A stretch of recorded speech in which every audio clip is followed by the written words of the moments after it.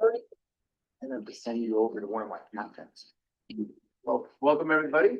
It's 10:30 a.m. on Thursday, January 15th, 2026. I hereby convene called meeting order of the Fire Protection Committee of the Cambria Community Services Board of Directors. I wanted to start out talking about establishment of a quorum. There are 4 members of the committee here. One member is absent, Gordon Heinrichs at this point. And I also want to note in that process of establishing the quorum, we have a new member, Gonzalez. You might want to just say, do you want to say a couple words just about, he's eminently well qualified for this committee, having had a long firefighting career, and also community involvement. So welcome. Thank you. If you want to say anything, but No, thank you. I appreciate the chance to be able to help out and, let me be of service to you in any capacity. I retired after 30 years and, I have a little bit of knowledge in a few things. And I drive the bus on Mondays a lot of times, but, also on the board of directors at the Cambria Connection. So, so community involvement is a big part. So thank you for joining. Thank you for joining us. We'll be taking full advantage of your abilities, hopefully. Bruno also helps out on the Red Cross Effectiveness Base home assessments. And just for the record note, Gordon Heinrichs has arrived, so we have all 5 members here. Well, Gordon, move on to the next item, election of vice chair and secretary. The vice chair position was vacated by the departure of David Pearson, as you all know. And the secretary position is being rotated out for a couple of reasons. I think Art wants to take a rest from it. And he said, you can tell us your hearing is a little bit of a factor, it's safe to say. I also believe that this is a job where it's not that much work, but it's more work than just sitting around the table here. You have to take some notes, not very many, and note the actions that were taken, which is votes. Sometimes there's a sort of a general consensus, about, we are a very brief consensus about, on a discussion item, which can't be noted, doesn't have to be. It's very simple. You get a template from Ms. Dodson every time to fill in, essentially. So it's not a hard job. It's an important one, and it can't be. The president can't. The chair can't do both. It has to be someone other than the chair. So I'd like to get to that one first, actually, because it's the one that's probably going to take more arm twisting. Let's say. First of all, does anyone want to volunteer to be secretary? That's what happened last time. I'll volunteer. Okay, Bruno. Oh, I'll vote. I'll volunteer. This is actually, so this is it takes a motion in a second. It's an actual vote. Would somebody want to? I nominate Bruno Gonzalez as secretary of the Fire Protection Committee. I Second that motion. Okay. I'll third it too. Yeah, all right. Okay, I'll take a roll call. Stafford. Aye. Mr. Senior moment here. Art. Art. Aye. Aye. Ms. Gonzalez. Aye. I'm Mr. Luca. Aye. And Mr. Heinrichs. Aye. 5-0. Now for vice president, Chapman, of course. For vice president, it's the work is essentially stand-in if I'm not here and conducting meetings, and I'll usually be here, obviously. The other task of the vice president is to participate in agenda review meetings. We have one of those usually about 2 weeks before each regular meeting. So this year, we're only going to have 3 more of them, or 3 of them essentially. And so it's not a big job, but what we do is we go over the agenda usually with Chief Berkey and General Manager Matt Penny, and kind of figure out what we want to basically have, deal with in that next meeting that comes about 2 weeks after that. Gives the staff some time to prepare whatever they have to prepare in terms of reports and so forth. And it's it's the one thing that the vice president does other than just being at meetings and standing in. So it's not, it's a certain small amount of work and responsibility. I'll ask for volunteers first. I don't have to pick anybody, but I mean, we're all qualified, but Art, did you have a suggestion? Well, I'd like to nominate Tony Safford if he was willing to accept that. Any other takers? I think Tony's a great choice. So on VC, Tony is nominated, and I take that as a motion by Art and a second by I Tony. make a motion to nominate Tony Safford. And by Ron, yeah. So Art, okay, I'll do a roll call. Art, your vote? Aye. And Ron? Aye. Mr. Heinrichs? Aye. Mr. Gonzalez? Aye. Mr. Safford? Aye. Good. Okay, good. Thank you. Welcome aboard. Yeah, I mean, Tony's a good choice for a lot of reasons. One of his involvement, very, extensive involvement already with fire department and with fire protection issues. So he's kind of he could be chairman, of course, if he wanted to be at some point. If I'm not chairman and he's on the board, we'll see what how that goes. Anyway, thank you very much, everybody, for stepping forward. I don't have an item 1D. I don't have a chair report. And I don't know if there's anything coming from committee member in item 1E, committee member communications or staff communication, but there's nothing formal, but I think there's a couple of questions that I think of an answer for me already on the staff side about the fire station tours. As two of you were on the Ron and Art were on the tour yesterday, Tuesday, of the fire station, which was formally a meeting. But I guess, as I understand it, Bruno went Monday, and at least Gordon, and you're going to be going. I went yesterday. Yesterday, you went yesterday. So leaves Tony, who, if you want to go, Chief, I don't know, you can arrange it, just arrange a walk. Yeah, if you want. Maybe you've been around there. If you want it. I think the purpose of that was to give everybody a sort of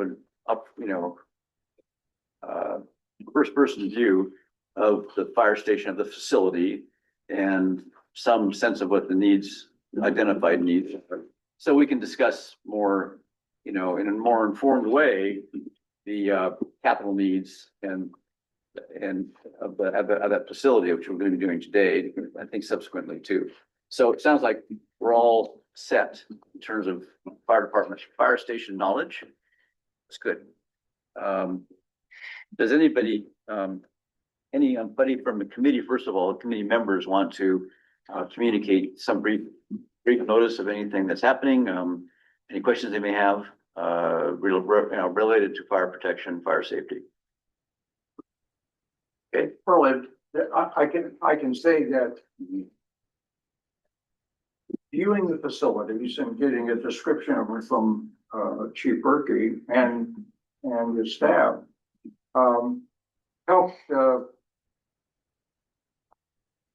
illuminate what the needs are and how they fit it.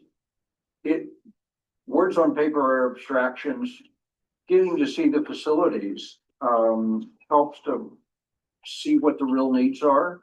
Mm-hmm. And we briefly discussed this during that special meeting, and that is, I think, in order to get buy-in by the community, you're going to have to adopt some program, some public information system and bring the members of the public in and do the dog and pony show over and over again until people understand how important it is. Yeah, thank you. Gordon. I was on a trip last week up to Portland, so when I got home, it was in the evening, and then the next morning, I saw smoke coming up from the alley from where we live. I said, holy moly, this is not good.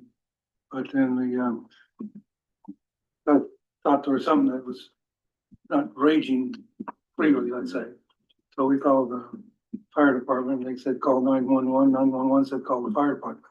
So we went in a circle, but it was a burn. that they- After she spoke to me, she called 911 and they told you to call the fire department? Right. So, I went in a circle there, but, Wow.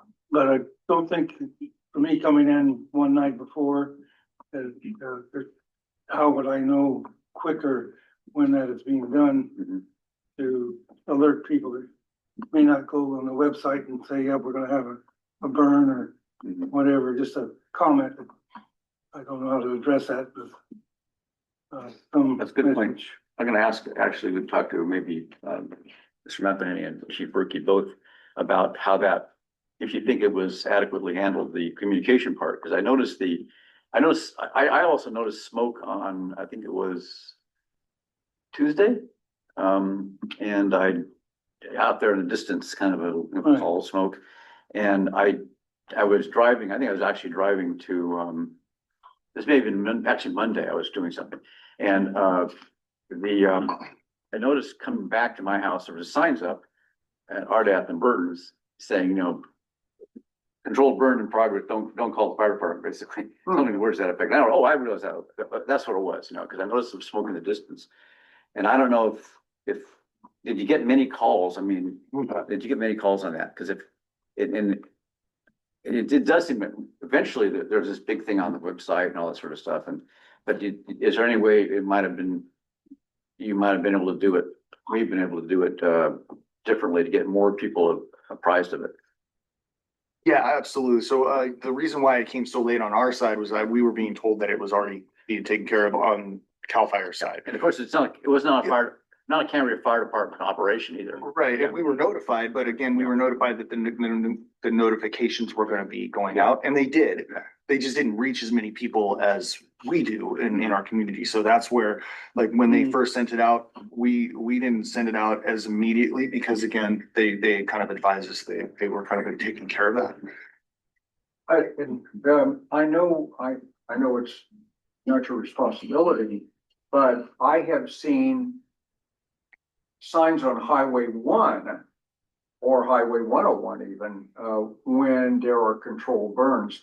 There was no sign on 1, because right after, soon after, our tour of the fire facilities, we took off to San Luis Obispo, and I saw the smoke, and so I made the assumption that there was a controlled burn and didn't make a call. But it seems like CAL FIRE should have put something up on the highway. Even though the controlled burn was back a ways, closer to the ocean, it looked like something was burning in the community. I'll relay this information to them, and as they continue to burn through, today or actually tomorrow. Right. I'll talk to them and for the next time or for future events, kind of get a better plan from them, and then let them know the kind of issues. Just a question for you, because you guys know more about this than I do.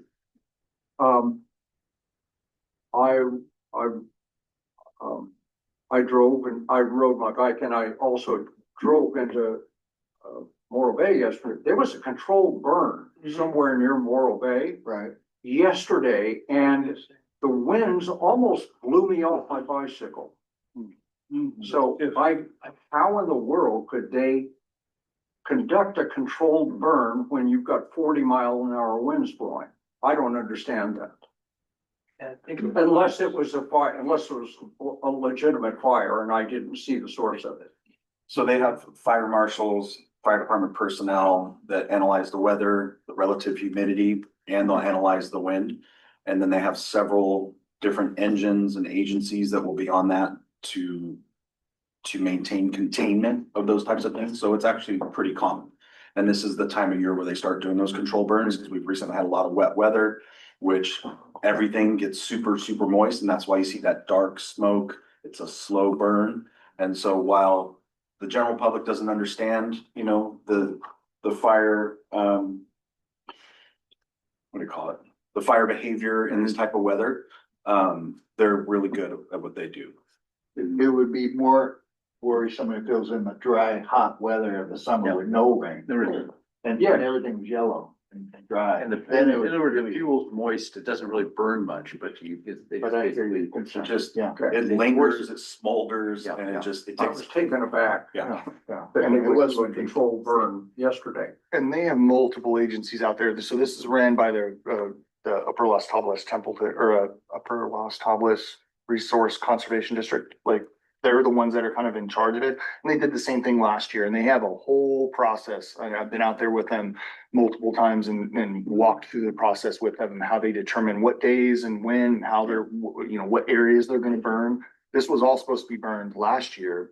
And the weather didn't cooperate, so they had to cut it off just to maintain safety. So unfortunately, the smoke is kind of a byproduct of that, but it's a good byproduct, meaning the more flame you have, kind of typically the less smoke you have. And so that's where, in this case, I drove by there multiple times and those things, just like Matt said, they're smoldering out there. That's why there's so much smoke. So unfortunately, yeah, I don't know anything about the one down in Morro Bay. I don't know, Right. You know, but I would imagine that the exact same processes are in place for a controlled burn. KSBY broadcasted. Yeah, I was just taken aback because of the weather conditions. I actually did the same thing. I drove to San Luis yesterday and on the Highway 1 around Cayucas, you could actually see, looked like a big fog bank out just in this one section. I thought, oh my gosh, we got up to it and it was clear back over by Los Osos Valley Roads.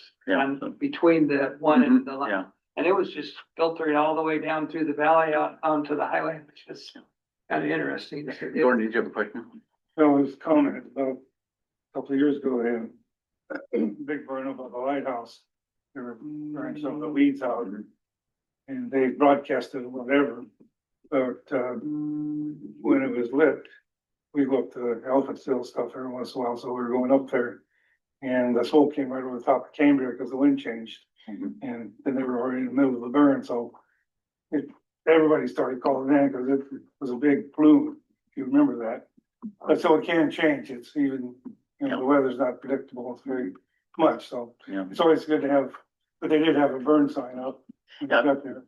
One maybe takeaway for Cal Fire in this case would be maybe to have, you know, a mobile, like one of those mobile illuminated signs you see that they can use, you know, like for road, you know, like Caltrans uses for road closures and so forth.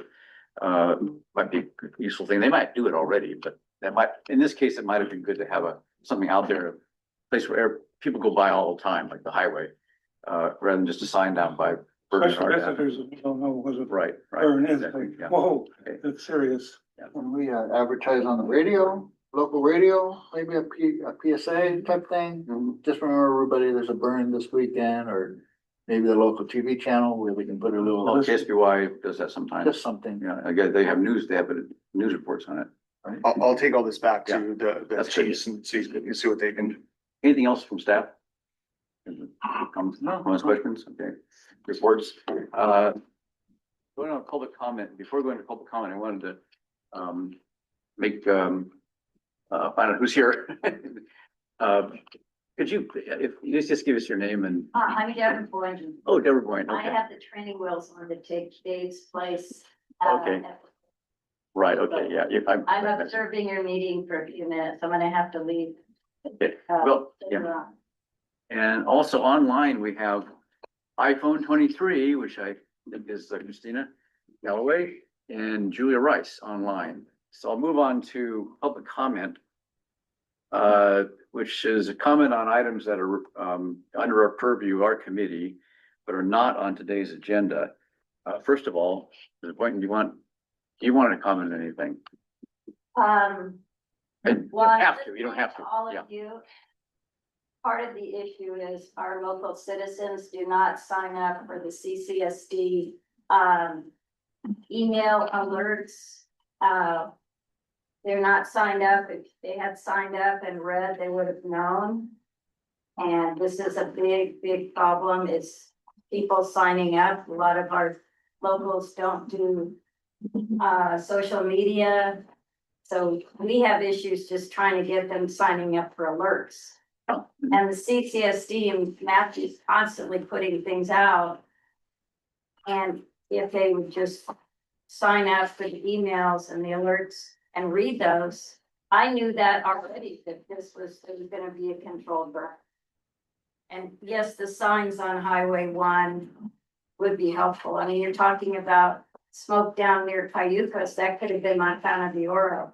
Because for months they've been talking about, they have burn piles that they need to attend to in Montana de Oro, Cayucos, San Marino. So this is public knowledge, but is anybody remembering it? It's the information is out there. But Right. we don't have a local newspaper anymore. Right. ASBY, I think, would be excellent. Yeah. You know, just to say heads up from January 14th to January 20th, depending on whether potentially we're gonna have these burn piles. Yeah. Please do not report. If you call KSDY, one of their community reporters would probably be happy to take that on as a report. They're always looking for stuff. Yeah. They're probably, my guess is they're probably the one of all the media outlets here, both print and electronic and even social media. They're probably the one that gets the reach the most people because they'll watch the 5 o'clock news. You know, still and a little bit. Again, with no paper here, it's hard. That would be the natural place for it. But yeah, KSBY probably. My guess is that they're the second best, other than the newspaper, probably. So. On 3.5, we'll put things on. Use the music. but they'll- 3.5, I don't know how many people listen to that though. That's the problem. I mean, it's just exactly, but Station. I know the local, yeah. It's free. So, anybody online wishes to, do so, we'll move on. Thank you to the consent agenda. This is where we, in this case, it is one item on the consent agenda. There's multiple items.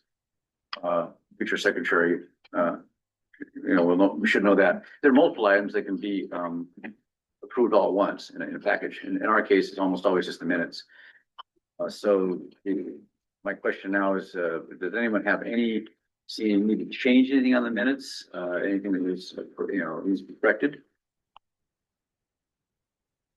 If not, then I'll entertain a motion to approve the consent agenda, which means approving the minutes.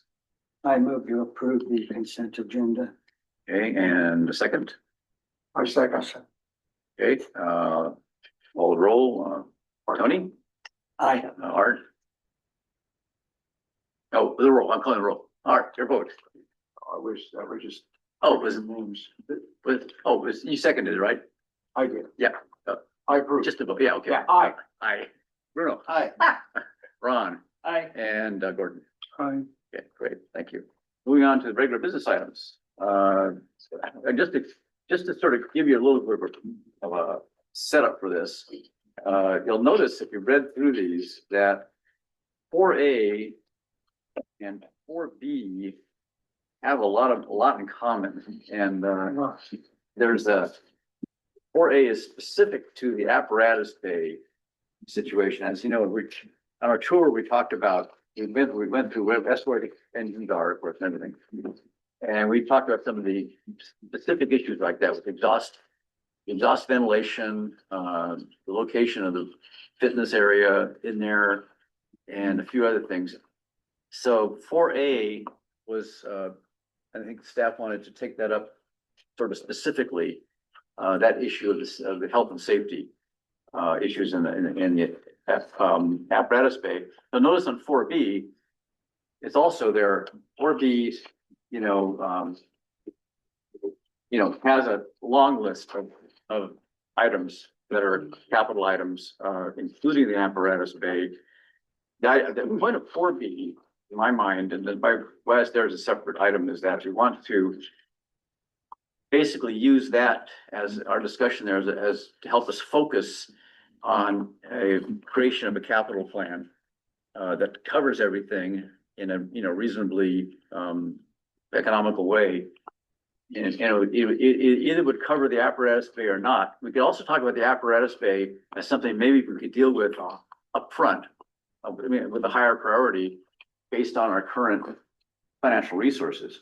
Not having to wait till we either have a new revenue source or we have a tax issue, bond, a tax or a bond or something like that. But what can we do now for the highest priority items? So, and I think health and safety, at least in my view, is top priority.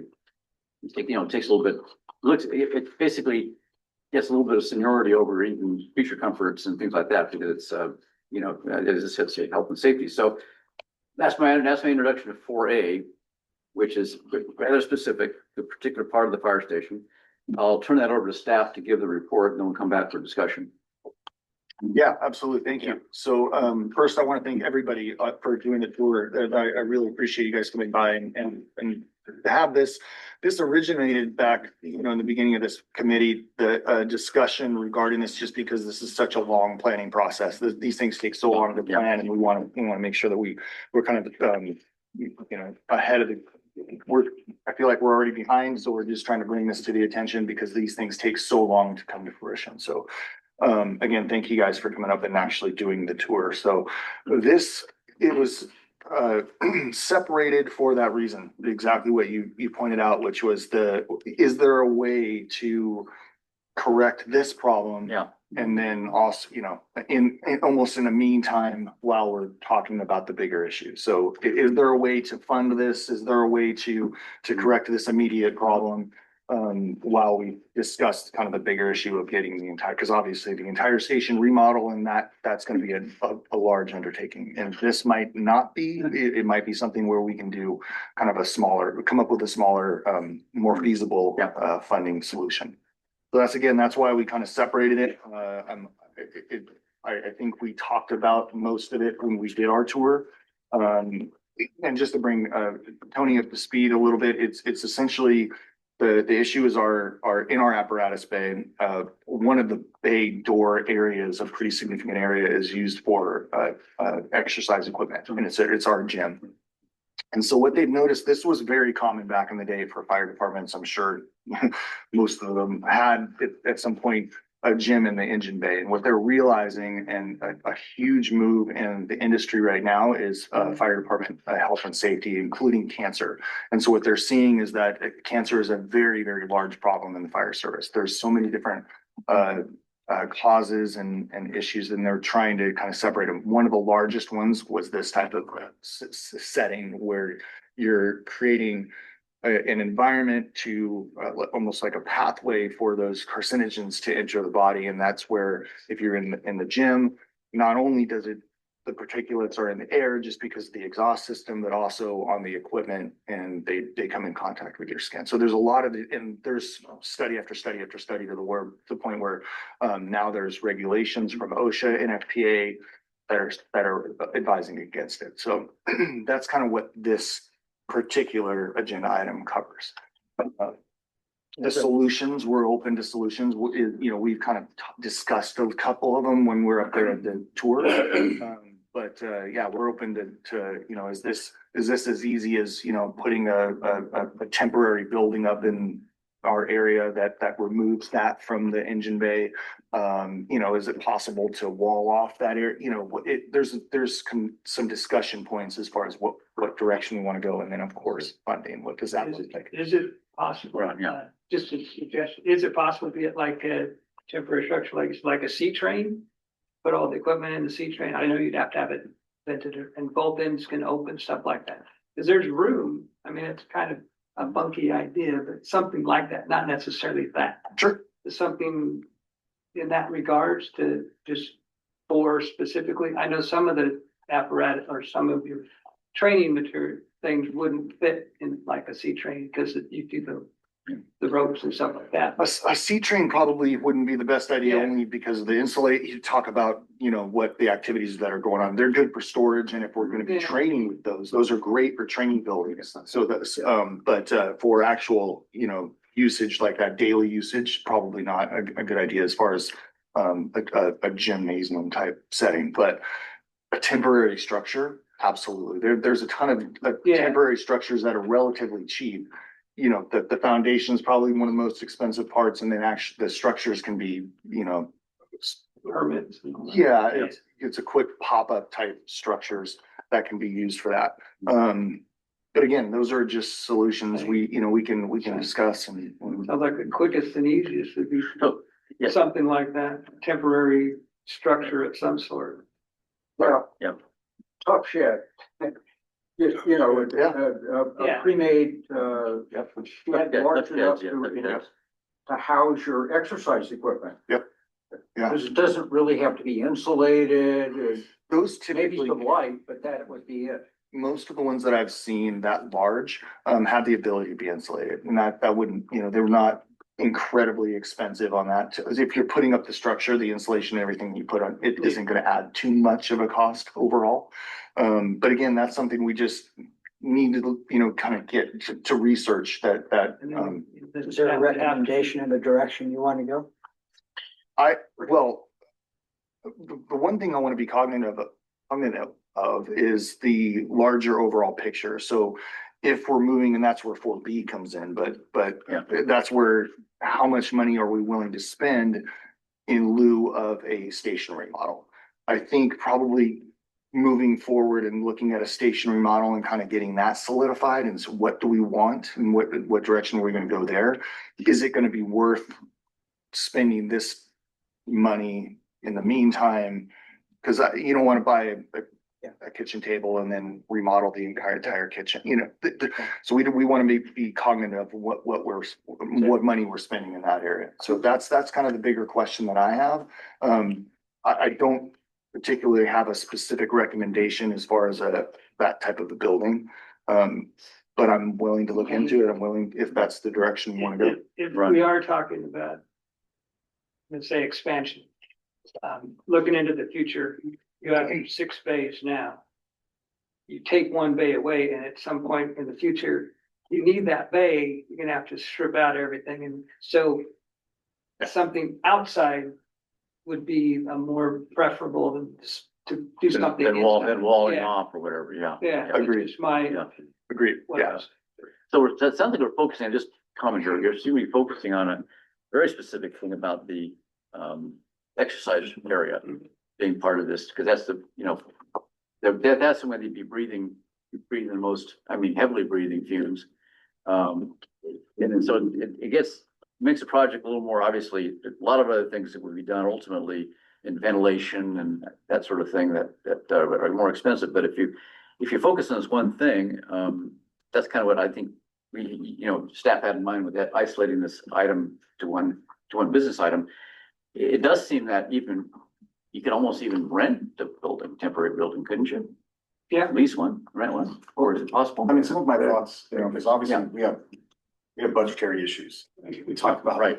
when we talk about some of these items, these are very large and expensive items, and we're just trying to fund our apparatus replacement, you know, which is difficult because, as you know, we just purchased or did a budget adjustment for 1.1 million for the purchase of an engine. Thank goodness we got a grant to backfill 90% of that. But we have another engine that's gonna need to be replaced. We have a 20-year-old water tender. Like, these things are coming upon us, and that's our baseline fire protection piece. So then when we talk about buildings and things like that, we're running into funding issues. So some of the things I've thought about, which we're gonna be talking about on 4C, is future funding mechanisms, but potentially a modular building. There's a lot of space on that parcel in which you can, Sorry. you could put a modular building there, and those are fairly inexpensive. And is it ideal? You know, is it perfect? Would we like to have an addition built onto the station? Of course. But I think, that's a potential option with something like a modular building out there that could house the gym equipment. And I think it would be relatively inexpensive compared to a full construction of a new building. Well, I think we would all agree that the health and safety of the fire crew is paramount. So anything that can be done short and long term to address that is how that was agenda. I think as a practical matter, we're talking about the next budget, right? the 25, 26, 26, 27 budget? To To do this, yeah, to do this. Or is it? Why not? I have two ideas. Yeah. And one is that extra conference room that you have where the ladder thing is. Mhm. Why don't you just move everything in there for now? And that way you're out of immediately, you're out of the bay, right? It's a big enough room and I don't know how much you use it for general meetings for anybody anyways, but it could be temporarily, right? And then you don't have to buy anything. And why don't you let everybody go work out at the gym downtown? Like give them a gym membership and say, hey, you guys want to go there on duty, go work out there. And that way, at least that's 6 months of buying you time. And you have better equipment anyways. Yeah, and to answer the first one, so yeah, we do use that building, that training Yeah. area pretty frequently for training purposes. Right. What we're trying to do more and is bring other entities in, meaning the CAL FIRE ambulance, we bring them up to, and that's our area that we use to train. Can we train in another area? Probably. That's probably something that can happen. The issue there is just the time frame as far as how long that's gonna be. If we're talking 6 months or something along those lines, yeah, that's not a problem. The only, and so, yeah, we're open to doing that, just depending on how long, because it doesn't sound like, are we gonna be able to fit this in next year's budget? Probably, so probably not. So what time frame are we looking at, is probably the bigger issue there. And then the second issue with the gym membership, which we've considered in the past, anytime you remove, as you know, anytime you remove any kind of activities away from the station, or you kind of compromise operational readiness, meaning if they have to go down to there, then they're in the gym, and then again, the response times are going to be different, especially when they're having to have all of their equipment down there ready with the fire engine. So it does kind of change the dynamic. Is it doable? Absolutely. But what we try to prefer, and it's the same thing with the training facility, is to try and maintain that in one area. So they're all together, all of their equipment's there, ready to go, and they're operationally ready at all times. So it sounds like we're all kind of trending towards some kind of temporary building structure that can go up quickly, inexpensively, where you can move the training. Is that the? Well, actually, in terms of what funding, in terms of the budget, I think we're actually trending more towards what Bruno was saying, something that's really stopgap. If you want to do something this year, and getting back to that subject of the training of the room. It's not the training room, the assembly room. I've been intrigued by that because it's a big room. It's got a lot of stuff in it now. It's got the old historical stuff, being ladder and buckets and stuff like that. And it's probably about, I'm just saying, twice the floor space that's used for the exercise equipment in the equipment bay. I maybe we should look at parceling out part of that room as an exercise area, because it's not used as much now as it used to be for meetings, public meetings. Fire safe focus group doesn't meet there anymore, and there used to be other that were there. It's being now used for training, but it's not as much. The public use has gone down, and it might be that the training function could be carried out in some little limited part of that room, limited space, and have the exercise equipment there as a true stopgap. I mean, this is something that would not permanent, but it would be something that could be done now. Low cost. Low cost, And absolutely not the answer. Yeah. The full Not the answer, answer, not the full like answer. temporarily, Yeah. and then the future, instead of trying to put up a Jimmy thing for a little bit, you have the bigger plan of making a real building or a real. You can unilaterally do. Yeah. I mean, If you wanted to, you can unilaterally do that today. yeah. I think Is that? Yeah, I mean, we have to, I guess we could. That was sitting empty yesterday. So it's a vacant space. I agree there. You're gonna say, Mike? because ultimately, long term, I think we're looking at some kind of expansion of the existing station, either in a separate building or a wing or whatever. But that's again a big capital item, and that has to be taken up in the context of all these other things that need to be done, including things, I guess, that are, I think, just so I'm clear on this, there are a couple of functions that are being taken care of by facilities over at the other Station 2 at the wastewater plant, right? Yeah, Yeah. so the largest one would be our extractor, so that's Right. our equipment cleaning. Yeah. Kind of. Yeah, And that could so come down. some of that stuff could be consolidated ultimately, but as to item 4A, I think it sounds like there's a rough consensus here, if I'm not mistaken, that we do something kind of quick and dirty that will suffice for the near term. Well, I'll we have to plan. look, the one thing I'm concerned about too is like, again, the space in that area, because we do, not just for training, but as I mentioned during the tour, we use that for an emergency. I don't want to say it's it's like a department operations center. Yeah. So when we do have meetings in an emergency setting, that's where we meet. Yeah. And so I just need to look and see if that's feasible to do that, to put that in there and still have that capability. Yeah. Is there another area we can meet potentially, but not, I mean, again, I have to look into that to see. Yeah, those. is there a hook and ladder in there? What's that? Can you move that or donate that hook and ladder to the historical? Yeah, that's where we'd have to figure out what we want to do with that. I don't know who owns that. It wasn't there for the previous meetings. Say that I again. was always gone. I wasn't there for. Oh, yeah, it's been there. It's been there for. For the ladder. Yeah, for a while. But then you got the lounge, which is right next to it. You can move the wall over. How long has that thing been in? We put 10, 5 years? Which The, in the training room, engine? mhm. When did we redo that? At least 5 years. Yeah, 5 or 6 years ago. I That's when haven't that been was. there for 5 years. What's that? So I said, whenever I was there with Fire Safe, it wasn't there, because we had our meetings in there every month. But I'm saying, you can move that back over the other space. 'Cause It was it's critical. So Anyways, to just narrow this down, Chief, like, what would you rather do? Would you rather keep your training space and then we figure out a way to fund, gym 1 for 6 to 9 to 12 months, like Bruno was saying? Yeah.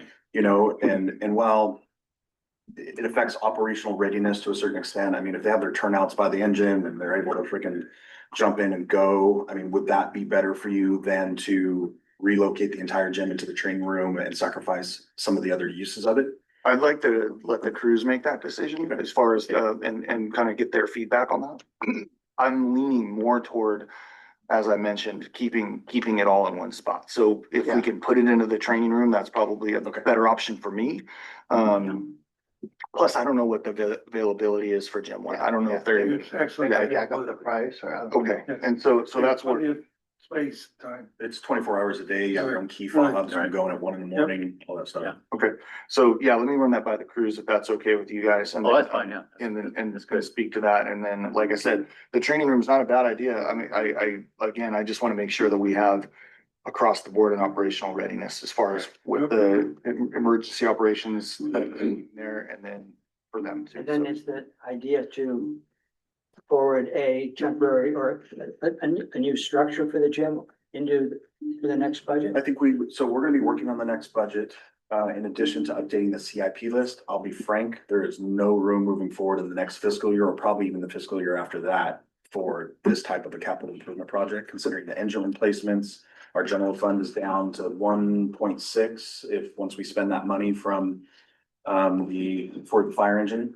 While we wait on 2 years of the federal government to reimburse us on the grant, take into consideration the skate park has encumbered 700,000 of that general fund that will be spent down. If the skate park moves forward into construction phase, that will be spent down. We'll wait on reimbursements from That's a the federal. tough word. What? Yeah, it's a tough word you just mentioned, sir.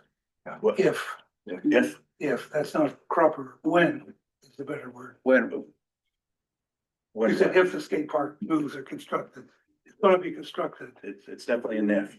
No, it's not an if. well, the amount of money it costs is still an if. Yes, yeah. Yeah, I mean- Well, if you get to, There's a lot of ifs, and the skate park isn't Nailed nailed down. down now, but we're talking. I know about you the think- general fund. go ahead. So the general fund will be spent down in addition to that 1 million plus the other 700,000 if it moves forward and wait on reimbursements for that. Yeah. So we're in rough shape. Yeah, general and also, fund-wise. I'll speak from my own personal knowledge and experience here, that I was working with the CCSD. And back in 2015, when, I believe it was 2015, when they had a grant, from the state to cover the cost of part of the cost of the EWS, 4.38 million or something like that. And they were expecting it, the check to come in at a certain date, a certain time, like 12 months after the grant was awarded. Well, it took time. It didn't come on time, and the district hadn't, made it, set aside enough in reserves to cover their costs. And they almost went under. I mean, basically couldn't meet their payroll because it took longer than they thought. I mean, all these reimbursement it's not a question of, it's a question of when, but it's also a question of how, the question of when is really a huge question. It could be, you think it's going to be in 2028, it ends up being in 2030. Federal government's just bad. I mean, the stewardship tanks took years. We're still waiting on restroom. And waiting on from East Ranch, the restroom at East Ranch. This stuff takes forever, and so we have to keep, ample reserves and unencumbered reserves. So in other words, For because of the uncertainty of when these things come in. a temporary solution is the long-term solution for But probably for the the next time. 3 to 5. Now, we get to 4C and we talk about the potential for a parcel tax. Yeah. And all of a sudden you see that revenue come in, Yeah. then that's a different story. Yeah. But those are a lot of the unknowns. You got a two-third vote, saying that right? Two-thirds vote, and a partial tax have to go wouldn't be on the ballot now until 2028. Yeah, we'll talk about it. So whatever solution is recommended, we come up with, is gonna last for 2 or 3 Yeah. years. So it needs to be. Either of these, though, we're talking about, I think, would be, informed. if they're acceptable, I think either of them could be extended for a couple of years. Gen 1 or the, Well, yeah, you have to find out what the Gen 1 membership. right. Because initially you talked about maybe it's for a 6 months period using that space. Now we're looking like a 3-year period. Yeah, and that's the reality. That's where that's why we're even having this conversation. I know how long it's gonna take, and one thing that I did prior, and I need to revisit this, is talk to the other fire departments that have just done this, which is Templeton and Morro Bay. Morro Bay is right in the middle of building their second station, and Templeton's in the middle of doing exactly what we're talking about. And so I remember I reached out to Chief Peterson and Chief McCrane about that in the past, but I need to revisit that again and because a lot of the information has escaped me. But so that's one thing that I need to do to discuss what their direction has been, how they kind of went about doing it, and Okay, let us know if you need any. Did they have- Wind up 4A pretty soon. And here. not quite, did. what item are we talking? about? What We're on item 4A, specifically we're are on we on? 4A, and we're talking specifically about the appliance bay, apparatus bay, health and safety issues. Right. Which And focus so- on the training, on the exercise area. So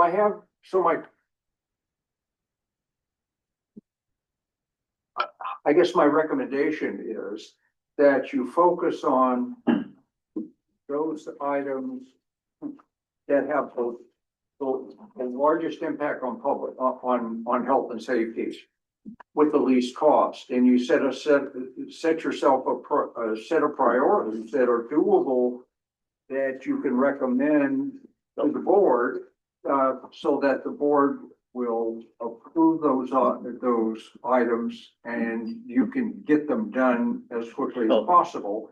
And the health of your staff members, you and your staff members in that facility, going out to to a fire, coming back, being contaminated, decontaminating yourself, and ensuring that the health and safety of of everyone is at the highest level that you can maintain it with the lowest cost. Yeah, I think we're actually, that's sort of a little bit of a segue to item 4B, because as we're talking about prioritization in item 4B, essentially, and we'll get to, we'll be getting that. I want to make sure we close out item 4A and ask for public comment, if there is any. Ms. Boynton didn't have any. Is anyone online wanting to comment? I don't believe so. Okay, so we'll move on from there. Just to close off, because Just one quick comment. Yeah. When I was there yesterday, there was a comment made that I asked about the ambulance and the fire truck, and he's the same with that sometimes. And his answer was that sometimes the fire people can try to get there quicker by a couple of minutes and save a life, more so than if the ambulance is still in service someplace else. And that part is very critical to the public safety, not just the fire department, obviously. And so if you're over at the gym, like you're saying, that's gonna take you 5 minutes or whatever, right there you've lost. So I'm just agreeing with you that when you separate them, I agree with Jim, but Yeah. you're having it right there and that building's existing. And if you put air conditioning in there, whatever, you can do that tomorrow. Yeah. So you're set with very little expense. Yeah, I think, That's just a thought I that- think that's where we're headed. Get the staff's Right, input on it. Buy into it. Yeah, and that's a, sound course of action, I think. So help. On item 4B, which is kind of like grows out of what we're just talking about. And it includes this list of, this list that was attached to item 4A is actually relevant to item 4B as well. And in addition to the, capital improvement CIP list. Let's staff first, Mr. Chief Berkey, you want to start? On 4B? Yeah, so discussion regarding Cambria Fire Station upgrades to address aging infrastructure and current standards and review capital improvement project list. So, no immediate fiscal impact. This again was just a conversation that we started, for planning purposes. We really wanted to take a look at, what the long-term, and short-term feasibility of this in regards to funding and the needs of the fire department. So much of what we've already discussed, we're just kind of, this is just a little bit more broader as far as the entire station and what the tour covered, more or less. So I think a lot of the questions were answered at the tour. I'm open to any further questions. There's some good information in here. A lot of this is generalized information that's on the attachment. It's just overview. Again, we would have to do our own assessment. We'd have to bring in our own consultants to figure out what direction we want to go. Because we had mentioned, can we move up? Can we move out? We've got plenty of room there to do both. So what does that look like funding wise? Cheapest option, obviously, but also the most efficient and effective option. So, Okay. One of the options that I really have concerned is that data room. Oh, yeah. The data room is a high priority. Yeah. Right? In terms of like, you need a new kitchen so fast, not so much as you need. well, remember that the district isn't paying for the, Right, right. yeah, it's a But in fundraiser. terms of priorities, that radio room in the data links in there, that's everything. If that goes down, then you have nothing. So that needs to be upgraded, protected, financed. I mean, find the money for that one because, that's really, Definitely need a bigger space for it. bigger space, find something. Or some really aggressive ventilation, which you don't have. 'Cause it's really- And as we mentioned there too, a backup is probably something we should consider. Of most areas, and I just got done touring the new dispatch facility over there in Templeton. I don't know if you had a chance to know that everything was moved to Templeton from San Luis as far as county dispatch Right. and sheriff dispatch. That's a heck of a facility they built there, and their server room again has multiple backups in there. Yeah. They're for the whole county, so I understand that, but it brought to my attention, and then there was an event down at the hospital, Sierra Vista's hospital. Their data room had a fire, and their hospital was dead in the water. Yeah. Their entire hospital, because they don't have a backup. So that brought it to my attention that if our district's in that same, or if we had a problem with that, especially given the situation where we have to keep the door open and to keep it cool enough. Yeah. We're putting ourselves at significant risk there. So Yeah, because they might have some, so we moved to more of a cloud-based system. And then that's one of our older servers. What else is in that server? Is that like the mom server And the phones. and the phones? So it's charter, the main charter hub, phones, and an old server that we're really not utilizing anymore. Correct. So, So everything's been moved to the cloud. yeah, so it isn't actually as much critical IT infrastructure as it used to be because we moved to that cloud base. So it's probably not as it's probably not as expensive as we think to start potentially relocating that. So we can look at that CIP wise. Good. But yeah, we went cloud based, so a lot of that isn't It's not gonna be the end of the world, you know. So turning, when you talk about relocation, I mean relocating it to, say, CCSD headquarters? Could You be, got space there? I mean, we might have room in that server room at the new office, but I think since we're renting there, Yeah. probably more, it would be better suited to find a permanent, vets hub. I would At imagine the you mental? needed to have generated backup too, right? Yeah. You need some sort of electric, like the generation backup for that, because if the server, if that's connecting our internet. I mean, I guess we could move to satellite for accessibility, right, if everything's cloud-based. Because we can't rely on cell service, we know that. Right. So if we're gonna either use satellite, or we have to have some sort of plan in place for that, if we're gonna move it. So we Again, it's will, mostly phones and internet. The server piece is really not an issue. It's just moms, which was, I mean, Denise would be able to tell you more about moms, but it was just an old software system we used for accounting purposes. Yeah. But phones, internet, yeah, we'd have to think, there's talk of the upgrades at the vets hall and being able to eventually upgrade the electrical and put a generator in. So that would probably be there. So yeah, we'll keep looking at the CIPs. Any other, from the committee members, any other questions or comments on this item, just to consider? Just sort of lost what he was saying and what Matt's saying. We were saying it's very important to have communications. That's the number one thing for safety for public and whatever it is. And I think that's a higher priority than anything else, to be able to communicate to the people. That's, I don't quite understand. All of a sudden, it's not a priority. Is that what you're saying? Or No, it is. That's communications. you're saying if you're going to put a CIP on it, it'll be 2 years or so to process. This isn't communications to the public. This is emergency communications within the, with the part, it's Oh, yeah, the fire department's own internal Right. for emergency. Right. You want to separate Units, discussion of that, yeah. emergency comms Yeah. from what we're Right. talking about in that room. Right, That that's what room I'm is asking. phones, our phones and internet. Okay. And the chief is already working on satellite internet potentially for his station. It would be standalone, so that wouldn't affect that Okay. piece of it. And then obviously, hardwired phones, isn't gonna interrupt district emergency response. So that room, where all the equipment is not, just so I'm clear on it. What is it for and what is it not for, Right. in terms of communication? It's, what I'm understanding is it's for accessibility right now, so it's phone and internet, so we can access the data, the server, when they say cloud-based, my understanding, correct me if I'm completely wrong, but my understanding is that that's all living somewhere else. There's a server somewhere that's handling that. It's not at our district, but we still have to have it, we still have to access the cloud somehow. Yeah. That's where that room comes in, correct? So if that's where we can change that to satellite, which we're planning to do anyway as a backup, and it's for our engines, and that's what most departments are doing now anyway.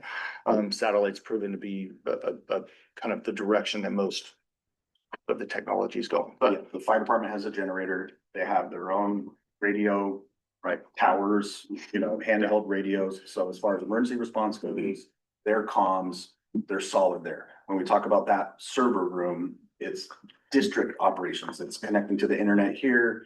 It's getting on Zoom, it's things like that.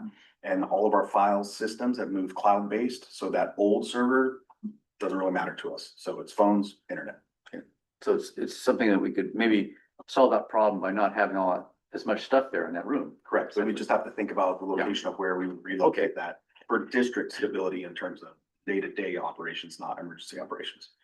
So this little discussion we're having now. Right? Well, Covers the water district and the sewers. it's for the whole district. Yeah, I mean, it's internet for the whole district, right? So they need it still. I mean. it No, might not definitely, be- but the first relocation of it. Right. Relocation of it. Art, you were gonna say something?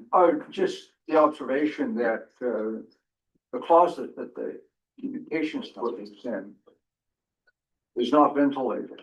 Right. Not a lot, other than the door. And it looks to me like it could be ventilated fairly easily by cutting a hole in Wall. the door. Putting a vent to the bottom of the door and putting an exhaust fan someplace to stop. I think, And that would probably keep the equipment from overheating in the short term, and you wouldn't have a fire in the firehouse. But that would probably cost a few $100s. Yeah, potentially, I mean, we have to look at And it this. would be a short-term fix, but at least it would keep the equipment safe in just in the near term.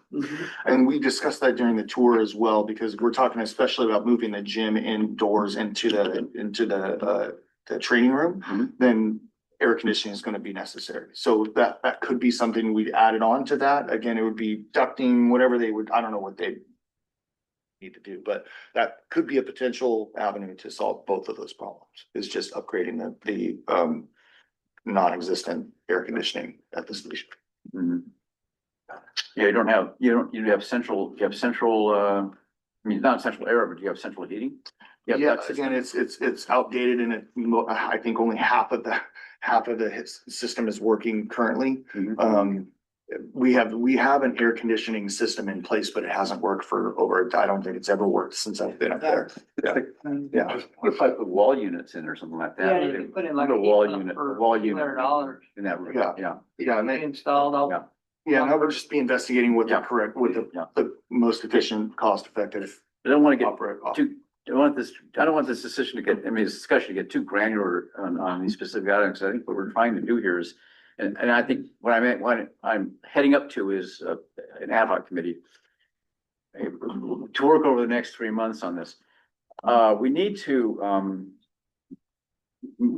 organize all of these topics, all these proposals, all these needs into some kind of plan that one, addresses the highest priority stuff most, first, and two, whatever's needed, it's somehow funded. I mean, to determine what it'll cost and get some sense of what we would need to pay for it. In other words, the priorities have to be established as to what's done first. And then the cost has to be, worked out as to what it would cost to do the high priority items, how would it cost to do the lesser ones. And, and so you have a capital plan. And what is also, what would potentially be wrapped up into a single package, kind of online, on the model of the SST program at the wastewater treatment plant, where they put about 13 number of projects together as a package. And those of course were funded through a bond issue, because my thinking is evolving on this a little bit. The capital side, and not evolving, is developing into more specific, categories. We talked about all the needs that the fire department has going forward. Well, there's capital needs and there are operational maintenance needs. Capital needs can be funded in ways that are not really appropriate for operations. I.e., you can have a bond, you could borrow the money and you can have it paid off over 30 years. If it's truly capital, it's stuff that has a 30-year expected life to it. And to sort out what is capital and what is not, maybe focus on capital, the capital plan, for that aspect of the spending that we need, the funding that we need, and then talk about the operational needs, including how we're going to fund the fourth firefighter position after the SAFER grant runs out, or even before the SAFER grant runs out.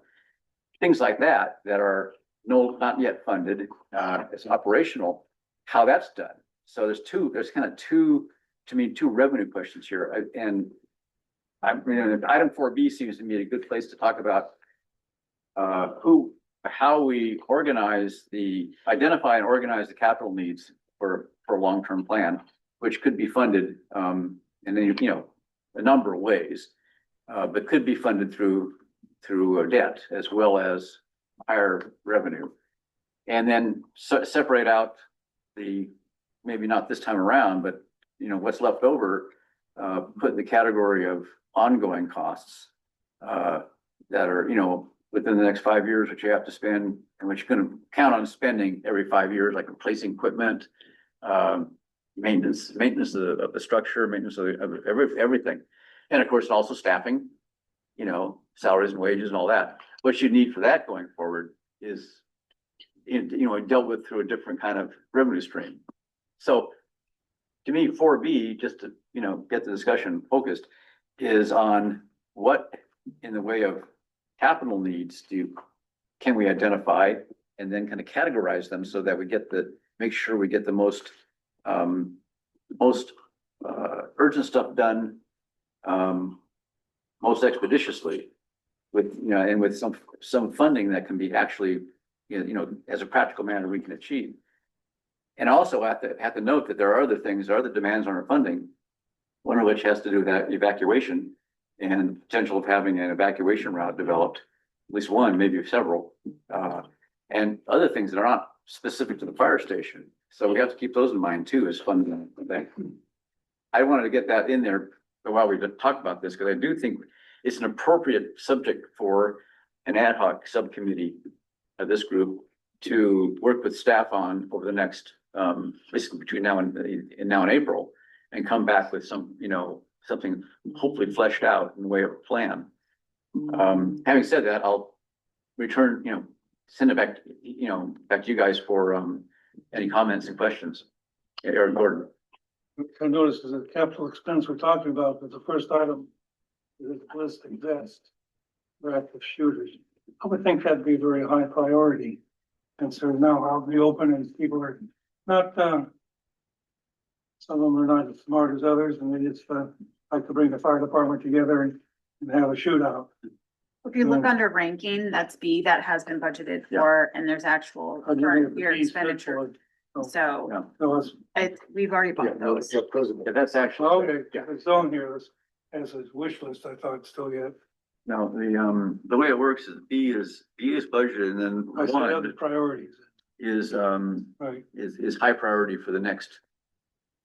One is high priority for the next budget, then two is, So we don't have Ms. any, Fritz, you can explain a little bit. Two is higher than three, and it's, a future budget. so we don't have And then any for ones future on there at all. Well, so one I use for, as soon as Chief Berkey and the general manager identify, so like this next budget cycle for 26-27, if they identify things that they want to put forward for funding, I would mark those as a 1. Yeah. So like imminently discussing funding. So everything else I put as a 2 or a 3. That's a So wish there are no list. number ones. Not yet, because we haven't started Oh, the that's budget one, just cycle yet. making sure I was Yes. reading it right. Yep, no ones right now. But the health training room would be a number 1. Yes, that might be. And then I can see this must be an older the fire engine obviously came Yeah. before the board, so I that would noticed need to some- be moved up to a budgeted. But these, in other words, this is the wish list, and the question is how you want to, how they'll be prioritized. Right. Yeah. Wish list might be a somewhat negative term for, there's some real needs there. Okay, In fact, what you're saying though, high priority. the number of threes are kind of wish, number of threes sort of tend to stay there. The ranking doesn't necessarily match need, unfortunately, because cost comes into the factor and like our ability to get funding for something. So And it something is- could be a 3 and it could be a really big need. It's just, realistically, we won't, it might be harder for us to. So, secure And we're heading funding. into budget season, so this list is gonna be And changing, updated. yes. Yeah, The fundraiser has already secured those lockers that are on there. Right. The kitchen remodel's gonna be Right, happening, right. so some of these things will fall off this list and you'll see numbers change. And so Denise, myself and the finance committee, R and I are all getting together to update this. And then how will it be prioritized? How will it? How will it be prioritized? Through that CIP process, yeah, so Denise meets with each of the staff of the different departments and then we start chipping away at this list and then we bring it forward. So, speaking of that, so getting back to what we would do, what we want to do with item 4B, maybe the part, obviously the immediate task, which would be incorporated in this larger task of the capital plan, is to go over the CIP list and, prepare an updated version of it for the current budget cycle, and come back in April. Because some of these items, there's some of the items on the CIP list are not on the fire station.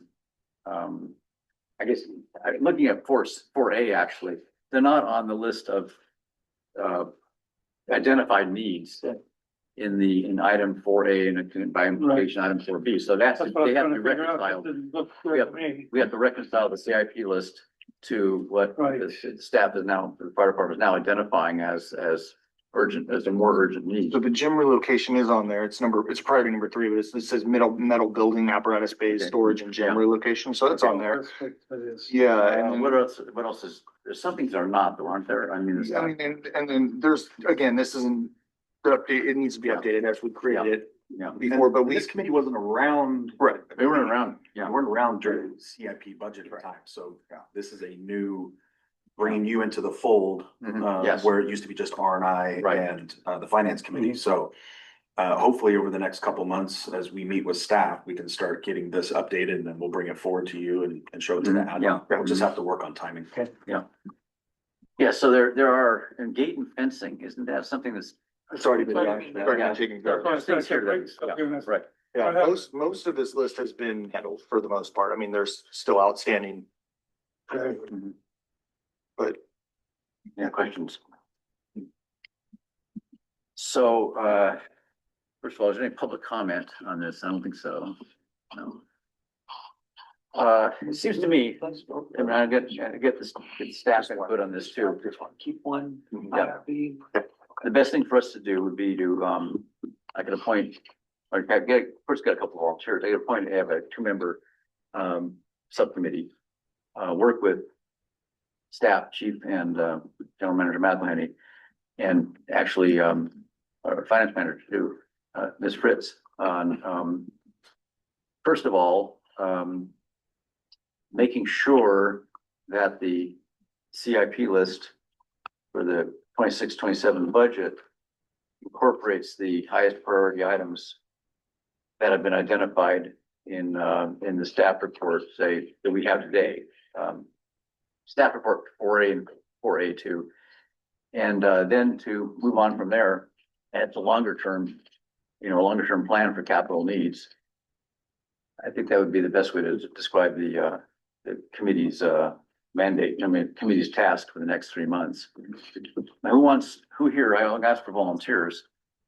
I've got a sense of who might be happy to do it. Mr. Moran and Rona, do you want to do that too? Because you were. I don't want to take on too much. Taking notes. No, it's showing real, enthusiasm here. Yeah. Yeah, I'd be interested in. If you don't want to do, I don't want to force anybody. I'd be interested, would that also involve the finance committee, what they think, this gets confusing when you have all these other committees, has to approve finances and then. Finance committee, I think wouldn't directly involve them because we'd have, this would be the input.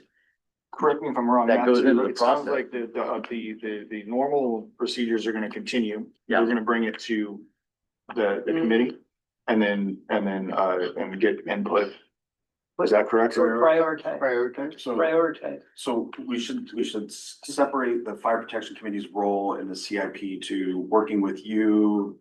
You have your list of capital needs. Yeah. You work with the ad hoc, they help formulate and talk about those needs. And then if you come together with a CIP list, then we bring can we it, go back?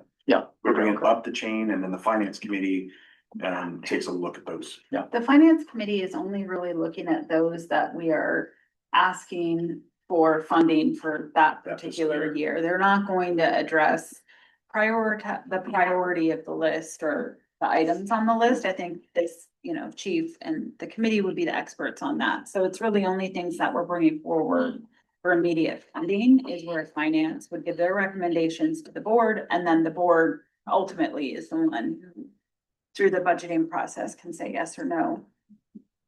So just to clarify what the ad hoc committee will be doing, they'll be, I think General Manager McElhenney said it very well, actually, that they'll be working with fire to determine what, needs to be on the CIP list, first of all, that goes into the 26-27 budget. And then beyond that, and that's the task, their near-term task. And then beyond that, as part of, the broader task that they're gonna be carrying on, start, develop priorities for all of the capital needs that are being identified beyond just the CIP, it's immediate stuff in the CIP list.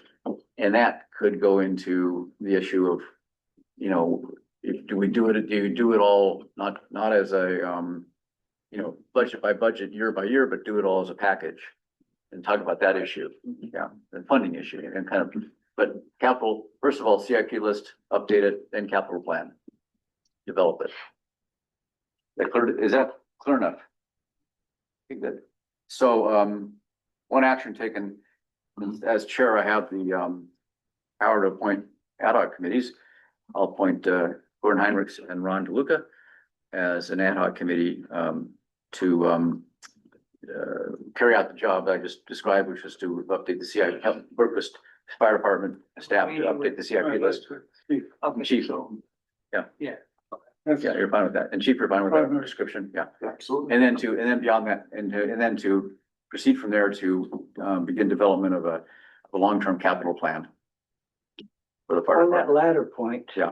The long-term plan, do we know how the Templeton, as a case study, has the Templeton station been funded, or is it out for funding? I don't have, so my understanding was it was partially funded. I think they got another Pinetta a grant. So that didn't complete the funding process. And I have to revisit their process. I'm meeting with their finance manager on Tuesday. I'll put that on my list. Got it. To get specifics on That'd that. be great. Yeah. Let's discuss that. I was gonna ask about that, because I noticed that you mentioned that they had an, architectural engineering RFP back in 2023. I know that station is just, where are they gonna build the new station? It's not a new station, it's just an expansion. For the of the expansion, current- because current that's station. a tight little spot there. They Yeah. got their CSD shares the space with the fire station. Yeah. Yeah, And, yeah, it's a it's a pretty, tight little spot already, you know, we have all this land, which is so, you know, nice thing, but let me see how they do it. yeah, and that'll be a discussion we can kind of investigate. Yeah. Again, Morro Bay is also doing that, so discussing that with Yeah. Chief Yeah. McDermott would be. Yeah. Yeah, would be but again, the sites are specific, the current structures are specific, but the funding mechanism may be in common. Yeah. Anything else, any other questions on this topic, on this item rather? We'll move on, I guess, then to, or C, which is, staff has. We, I talked about this issue of funding. Benefit assessments in particular, and staff has looked into it. Yeah. And maybe, General Manager Matt, I can probably could Yeah, carry this. I'll take this one from here. So agenda item 4C, review and discussion of fire protection funding outlook, including update on feasibility of benefits assessment. So in 2003, we had, I believe, our first benefits assessment. And that was pre-Prop 218. So a benefits assessment or a special benefits assessment is used to apply unique and special benefits to the affected parcels. It's got to be a special benefit to that parcel in order to pass, and that's why it's a 50+1 vote. It's a 50+1, yeah, and I think it has to do with it's weighted by, Those who receive the most benefits. yeah, exactly, by property, size or value and by who gets most benefits, yeah. And so when we look at that initial benefits assessment, it wouldn't hold up to today's law, today's Prop 218 laws. Because all of the benefits that were in that engineering report and that benefits assessment were generalized benefits, staffing, equipment, all of that went to all of the public, yet it was framed in a benefits assessment with a lower standard to pass, that 50+1. Doing some more research with district council, and he contacted some of the leaders in benefits assessments and benefits assessment law. And it is incredibly difficult to do a benefits assessment for fire department, for fire service. Because most of the benefits that you're seeking through that essentially that tax are generalized benefits. And if we circle back to our discussion a couple of months ago, a lot of the needs and wants the department needs, so includes on the discussion we had today for equipment to staffing to station upgrades, all of those are generalized benefits and won't stand the test of a special benefits assessment. So did our research on what we really need to do moving forward if we want to look at this funding piece is a special tax, a parcel tax, which will require 2/3 vote. under that tax, you can use the money for whatever you want in fire protection. It is very discretionary in how you apply those funds moving forward. And so, I met with MBS yesterday, day before. That's a Consult there. They spoke to us, Yeah. about the benefits assessment. I forget what it exactly stands for. But they're one of the leaders in this field. So I spoke to them. They're putting together a new proposal. We're trying to time that, effectively. We potentially could make the December or November, elections, but it's a little too tight. Because there's a PR component, PR campaign that we would want to run, town halls, different things like that. So we're looking more of 2027. And what's the rough financial impact? How's it structured? Well, we won't know that until they do the actual analysis of what we need, which a lot of this will come into play. There's a timing issue also because we are finishing our rate study for a potential Prop 218. So when you talk about putting a Prop 218 where we're gonna raise water and sewer rates, and if you come in on the back end, you ask for a parcel tax, timing wouldn't be optimal, and probably gonna decrease our chances in that passing. I'm sorry, it's a one-time parcel tax? So it'd be permanent, and they can be indexed to inflation Yeah. too, and they're. Can you explain that again, if I understood it correctly? Partial tax? Bigger the parcel, No, is that no, well, partial tax, how does it work? I was confused last time. I'd have to go back and watch the But meeting. generally, just walk us through it again. Okay, so let's with the difference between. No, just partial tax. partial tax, because there's some variation, they can be, the straightforward partial tax, like we have one now, well, benefit assessment kind of works like one, because it's parcel by parcel. But, straightforward partial tax is where each parcel is taxed the same amount, period. Developed. Or developed, well, usually there's a distinction between developed and undeveloped part, but every developed parcel will have the same tax. Now, Regardless of size. yeah, you can have a size factor in it too. But the key thing is, it's not based on the value of the property. It's not based on assessment.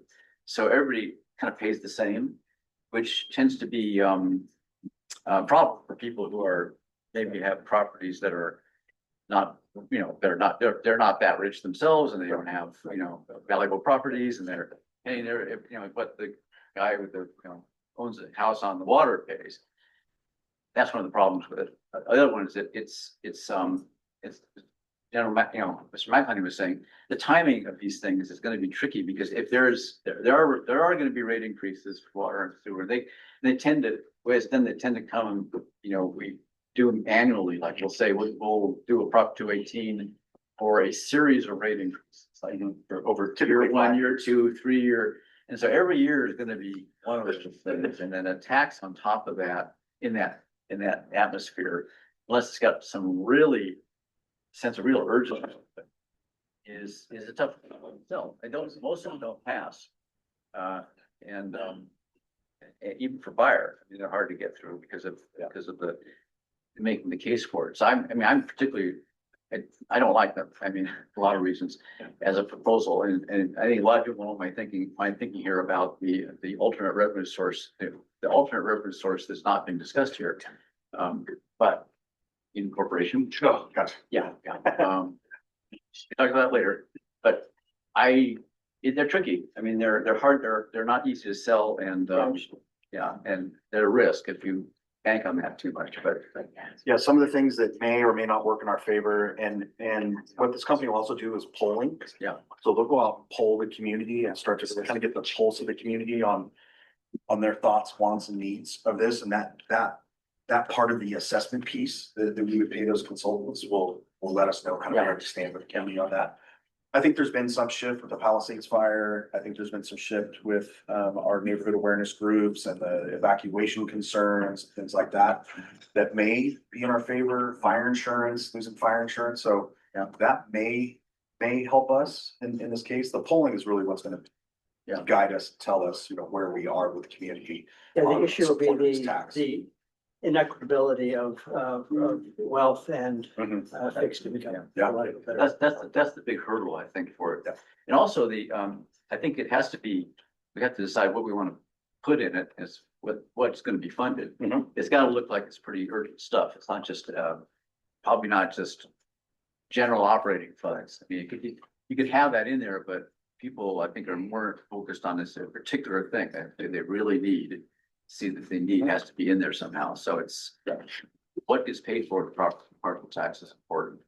Yeah, so essentially the staff report is just an overview of staff's recommendation and speaking with district council. Yeah. On how difficult it is to do a special benefits assessment, which obviously is more ideal in terms of the benchmark of getting it to pass. You know, 2/3 vote is a tall ask, Yeah. you know, to get that type of support. But it seems the most feasible way forward to get the things that it looks like we need as a fire. Yeah. How is that different from a safety bond? Is it the same, are we talking the same, thing? Safety bond? And Are this we bond is- talking about 30 or 40-year bond that would? No, that's it. Bond's different. That's what I was thinking about. We're talking about the bonds in terms of a capital plan. And that's what the CCHD did for their For their station. headquarters. Right? And that's something, and correct me if I'm wrong, Yeah. it's something that we could look at, but Yeah. our issue is our ability for the debt service, you know, and so, Well, correct?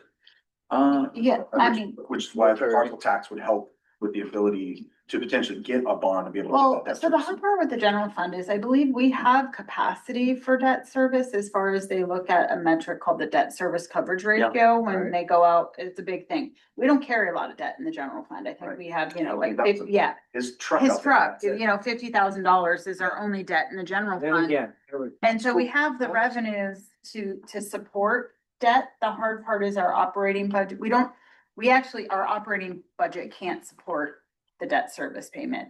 So, I mean, it's kind of, Yeah, I think what we're talking about with the bond issue is that it's you know, a general obligation bond is, it's a funded debt because the voters, approve, a tax. Right, basically a That tax. pays off the debt. So Right. it's in addition to what, we could do it. I mean, you know, we don't have. How's it's not that basically- different from what you're talking about, a tax, partial tax? How is that different? It has Because to it be. seems sellable. Well, I think that the bond issue is for a capital, for capital projects. It has to be something that's not operational. Not New a station, new equipment. New station, a renovation, it's something that's, Labor. yeah, exactly. It's not, and yeah. depending on the renovations that you're talking about, you may, and this is kind of ties into what I was talking about, is you may need to increase rates through a tax measure to be able to service the debt that we also would need to get the renovations done, depending on how the big renovations are, because that was my point, is we don't have the property tax, the amount of property tax to I mean, cover. the bond would have to cover, it would cover the capital costs or. Correct. And not operational costs. But I think in this case, we're talking about just to separating out the capital costs. To identify what might be bondable. That's why, that's what we're talking about. I was talking about before about, you know, what for this, Mhm. your ad hoc committee. Looking at what could be, you know, maybe, you know, set aside or, you know, categorized as something like. When I talked to the SST program, which was the funding of projects of upgrading the wastewater plant, that was funded with 30-year municipal bond. And that was based on current, you know, bonding capacity in the wastewater fund. But you also can fund things by having a vote and where everybody votes to pay it off. And that's paid off based on value of the property. It's ad valorem. So it doesn't have that issue of equity to it. You know, the more valuable properties pay more. And so, and again, it's specifically tied to very specific projects, very specific capital projects, which rather than a general, you know, sort of unearmarked money for operations that we could. And I think there's some synergy between what you're saying and what we're saying with the parcel tax. And I think Denise kind of hit it on the head is, you know, when we look at our operating budget, you know, even though theoretically, you know, we could tolerate some debt operationally, we can't. So that's why. Right. I think the So to parcel service tax, the debt. to service the Yeah. debt. Yeah. So that's where the parcel tax would come in to have that influx of cash flow that would be able to then look at a bond measure like that Yeah. to be able to service the debt. I mean, we'd have to run the numbers and see, but just How do they figure how much that parcel tax is gonna be? That's Through what- that You don't know how much survey money. type thing, they go around the whole community and look at each body's. You know what I mean? It would be actually that consultant, you know, it doesn't require an engineering report like a special benefits assessment does, but they do an analysis of the wants and needs of the districts, and they do that analysis. And then they figure out, you know, what it would take. Like to each do those home types of would things. cost this much to do everything we needed to do. Yeah. But I couldn't speculate on. what No, I know. parcel tax would be, or what numbers they would come up with. Yeah, I asked for public comment actually on this issue before we go ahead. Is there any public comment online? No one's in the hall. I don't believe so, no. This is not an action item. This is a discussion item. So we're basically, it's informational for us, to, you know, what, basically, the key message here is that the, benefit assessment option that we were looking at does not seem feasible. I mean, that's basically, that's not feasible in this case. So we have to, you know, pursue other means of raising money that will be needed for fire department needs generally, and that's just not, you know, capital and operational. So that's what we're kind of left with. And that, And so I can bring, NBS is working on that new proposal. And so when they contact me with that new proposal, I bring them back in with that proposal, bring it back to the fire protection committee, have them do another presentation that's focused on the parcel tax piece. And they'll go over that. Out of curiosity, what's their cost to have the consultant come in? Right now, they're just developing the proposal and they will come speak to us. That's no cost. What will be in that proposal would be the cost. I think there was, Which they told me yesterday or day before, it would be less than the parcel tax, because there's no engineering. oh, less than the benefits. I'm sorry, Right, less right, than the right, benefits. yeah, it's not that straightforward actually for them, from their point of view. Yeah. It's like, you know, talking something 5 figures, but, you know, mid 5 figures maybe. 10,000? No, more than that probably. I mean, I don't know. I don't know. I think it's cheap. They're not cheap. Yeah, And cheap, cheaper, yeah. not cheap. Yeah. Okay, anyway, any further questions or comments on this topic? Yeah, it's good. We'll move on to actually future agenda items. Again, future agenda items, it's something that ultimately the gender review group here, Tony and me, and of course, the chief and Matt McIntyre will be returning to the topic of agenda items closer to the meeting in April. And also, when you think of future agenda items, if it's something that will be needs action faster, you can have special meetings. And when we do a special meeting, I probably poll everybody to see what they're available, but don't, you know, the regular meeting schedule is, we don't want to feel that you're too locked up in that schedule if there's something that would come up. And again, from the staff too, come up sooner. So I open this up to future agenda item ideas. First of all, any of the members of the committee? I'm trying to still get determine the status of the signage and stuff. Art, were you working on that one time? The signage for the evacuation? Like you said, you mentioned your last meeting you were working on. I'm sorry, I didn't hear it correctly. What Signage signage? for getting out of town, directions of information of evacuation. Wasn't he on that at one time? Not signage, I don't think. Oh, he mentioned something. You were working on public notification, but it's more, I think, you know, not Just information. information, you're getting out to it prior to evacuation, but not like signage. Signage is, you know, you have to kind of identify routes and stuff, right? Right. Yeah. Chief, do you have any thoughts on that? No, other than on the topic of evacuations. So, we've been talking forever about the evacuation guide that we've, kind of been working on. I've been working behind the scenes with Fire Safe Council on this since a year and a half now.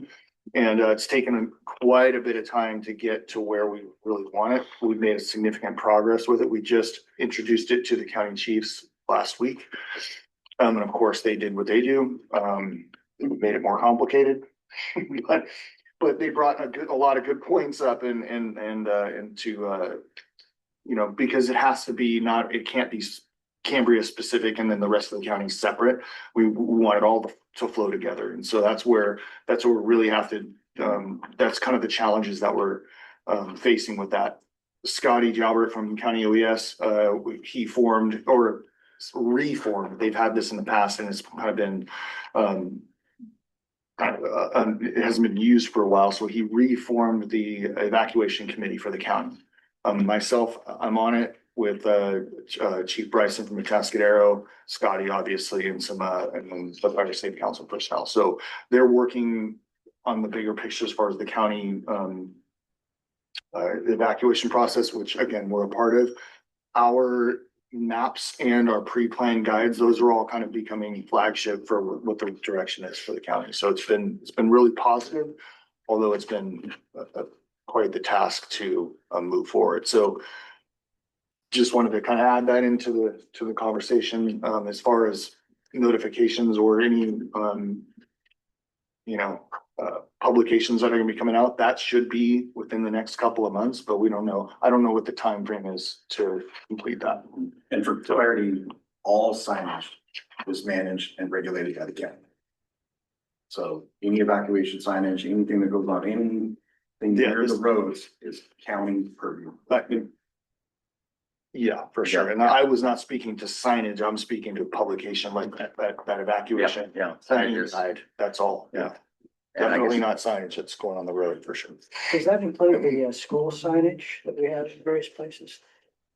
Yeah, it all has to go through. Well, if it's on, Caltrans? if it's on county roads, it'd be county, I think Caltrans would be, if it's on state highway. There's some that's under federal trans purview, and the others, just like that, yeah. So if I understand the subject correctly, forgive me if I missed it, but you're talking about signage on the roads in Cambria. Those are county roads. So that would be county responsibility. Yeah, I mean, the chief was talking about the group that I guess Scotty Jalbert has put together for our evacuation. They would be the natural entry point. Like we had any ideas of having signage for evacuation, they would be the ones to work with, I would think. So that group is already kind of there, if you can take advantage of it. I don't know. Yeah, for sure. And then that's the good leeway into as the fire safe focus group would be, because they're on that committee as well. So if we wanted something in Cambria, said we want signage, we can come up with an idea, plan or whatever, bring it to them and then they would So push it forward to the. There is a current signage plan. No, not Because you not don't know evacuation. exactly, other than conversations that we've had in passing, more or less, So you- like we want. we don't know exactly how we're going to try to evacuate everybody from point from their home to a safe area. We don't have that information, we don't have that laid out yet, correct?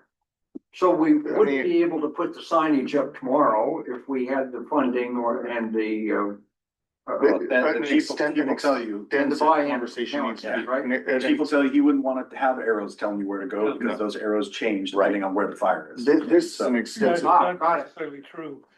One of the big problems is they're missing the fact that most of the visitors don't know where Highway 1 is.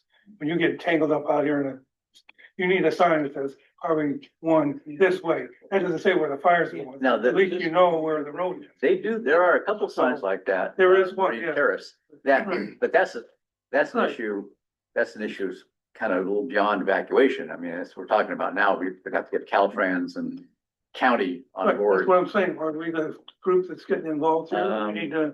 I would say, I'd say, This committee's role would not be. yeah, fire, To open up that can of worms, that's something. That's the can of worms I'd like to open up. That's what I'm trying fire to say. focus The group, chief will do his job. Yeah. And connect with a fire safe focus group and county OES, and that's his job. Yeah. And then we focus on stuff that's in our purview. that takes an up alternative. channel, that takes up the fastest channel to action, whereas us doing it here and then trying to get attention to it is a lot more, it's like a slower path, let's say that, to any action.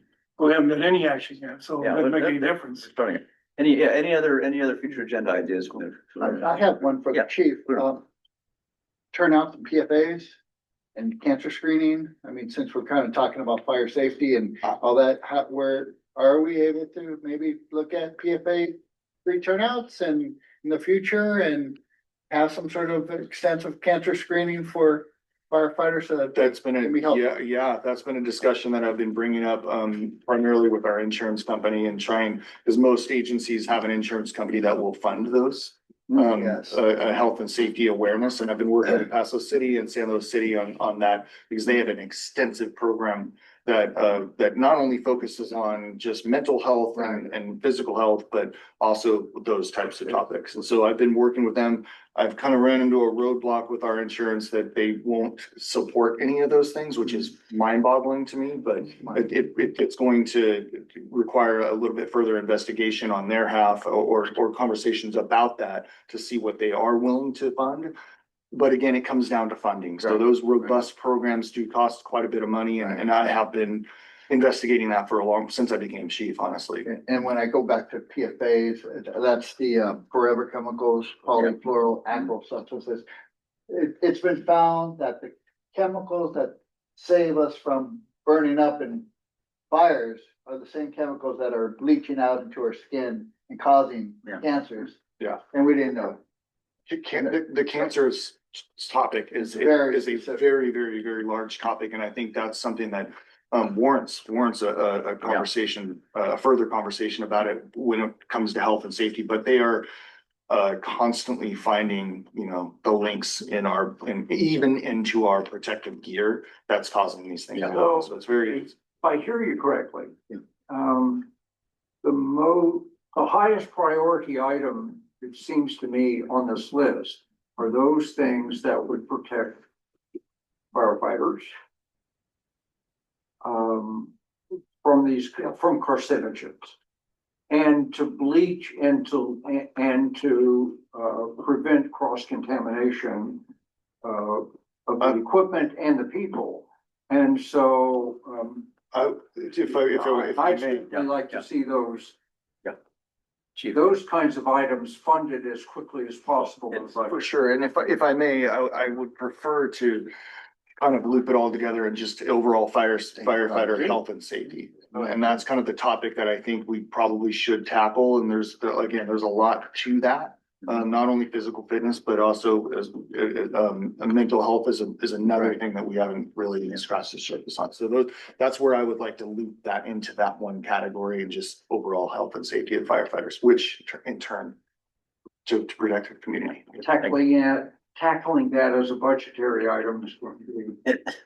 Yeah, it sounds like I'll identify the PFA is not just, it's also in actually the gear and everything, right? And the firefighting, fire retardants and things like that. We're already exposed in a building to lots of chemicals, yeah. but you can't really Not just, turn that down, but there are SOPs that you can you take off your clothes and Right. and you clean, you decon right there, and then you like the extractor, and then, I mean, they even have it up to steam rooms and saunas. Right, I mean, there's all sorts of things that people do. And I'm not suggesting that, I'm just saying that, there's a lot of, where it kind of science matters. behind it. Yeah, where it matters to the district more or less is like, there's been quite a few lawsuits that have come forward from like the IAFF organizations that have identified those. And so if those aren't corrected, then it opens the district for further lawsuits. So that's where we have to be careful with those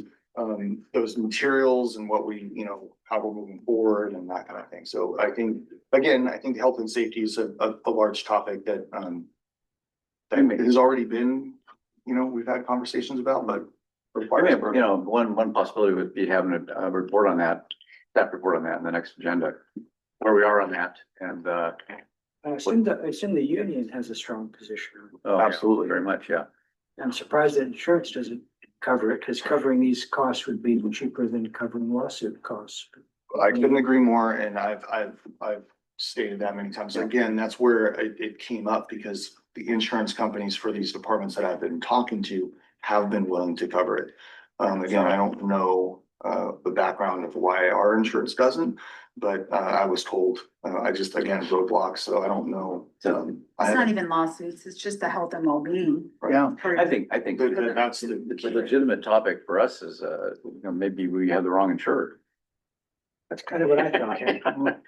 So anyway, it's a good thing to maybe, put it up, and have a report on a staff presentation and know where we are with it, what can be done, and if it means, finding a new insurer, it's, You know, So, also yeah. that's a very good public, Yeah. campaign. It's a very gettable public presentation. Yeah. Anything else? Well, I want to get, staff, Chief and, Mr. McElhenney, any things they want to see, you want to see on the agenda next, the next regular meeting. Which would be April. in April.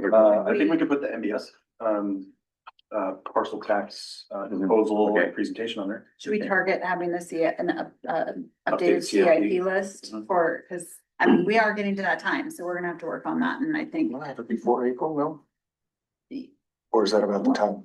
When are we meeting again, you said? We're mid-April, it's almost like the same date. That might be late. I was gonna say, I thought we did it way. Let's look at timing, Okay. maybe a special meeting for CIP. I'll talk Okay, to you. Yeah, okay, yeah. If we can do it in April, we'll do it in April, Okay. if we can have it ready for, because this CIP list does not need to go before R and I. So, it just needs to go through the general manager. Mhm. So April might be fine. I'll try and work it in your Okay, yeah. regular meeting schedule. Thanks. Thank you. Okay. So MBS, right? MBS. NBS. And Nancy Bravo's. Nancy Bravo, List. NBS, okay. So a couple items there, of course, as we go through agenda review. Yeah, we can have some. Find that. Should make all this too. Any more questions, comments? Needs?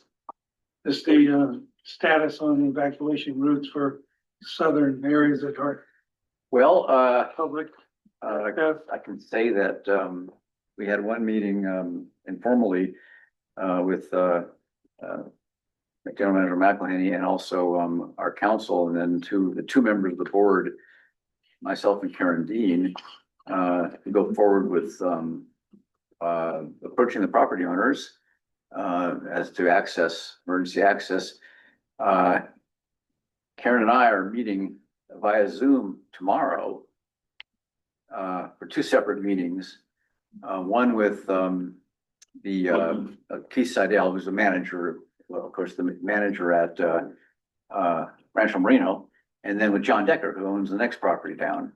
And, they have been, we're gonna talk to him about we basically have, revived the proposal that we, had put to, basically had been, presented to the board of directors 2 years ago and, forwarded to the property owners. We've kind of updated that slightly.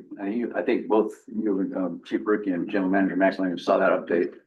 And we're gonna talk to them about it. They've been helpful in the past. They've been cooperative. They allowed, gave access to our civil engineer to do a, preliminary study of the route and what it would take to improve it. And they've been very cooperative with me and, all along, actually. So we're hopeful that we'll get some kind of buy-in from them. And then the other property owners are, a little bit different. And I think, you're working on them and our council may work on them too. Yeah. At some point. We, certified mail went out to the property owners that we have the addresses on, and we kind Yeah. of waiting to hear back. And hear back and see what happens, because we're not taking, we're not taking eminent domain off the table. They don't, it wouldn't be good to, it'd be expensive to use, and we want the county's cooperation. But we're moving forward as much as we can. But in other words, the tone of the letter is asking for cooperation. Yeah, it's a good letter. It's not a, it's not a, Not safe word. no, it's not saber graphic, no, it's a good letter. And, so we'll see. Great. But we're trying to move forward. Any other questions? Okay, well, I hereby adjourn this meeting at 12:19. Yeah, thank you.